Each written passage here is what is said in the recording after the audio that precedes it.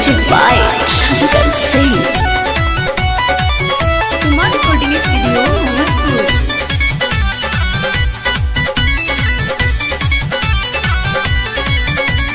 मारो में आवते नजर मिलावते एक तके हमके तकले बा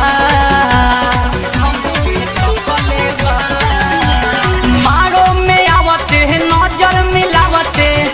एक तके हमके तकले बा भरिया कवारी में सटले बा कोहर में गाल सया कटले बा भरिया कवारी में सटले बा कोहर में गाल सया कटले बा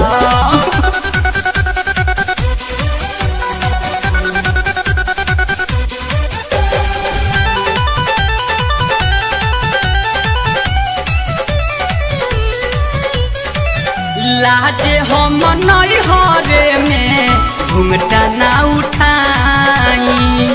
उखड़ल बचिन्हा बलिया ओही से छुपाई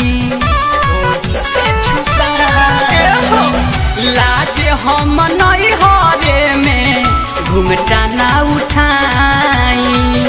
उखड़ल बचिन्हा बलिया ओही से छुपाई अभी सोहाग रत बावे बाकी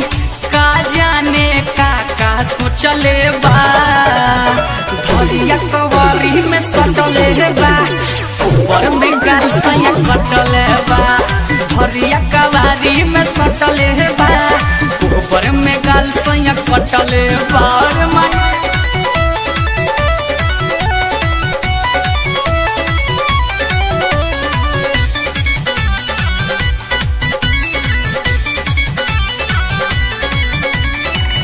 धक धक धड़ के जिया आगे काई करी दीपक वर्मा पूजबया केला में ही परी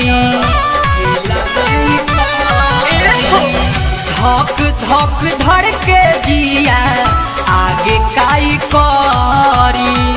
दीपक वर्मा शंकर जबया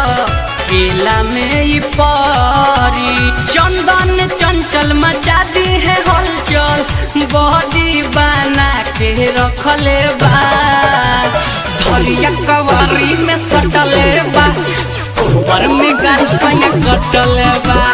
धरिया कवारी में सटले बा ऊपर में गाल सया कटले बा मारो में आवते नजर मिलावते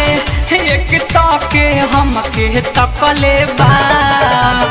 धरिया कवारी में सटले बा ऊपर में गाल सया कटले बा धरिया कवारी में सटले बा ऊपर में गाल सया कटले बा।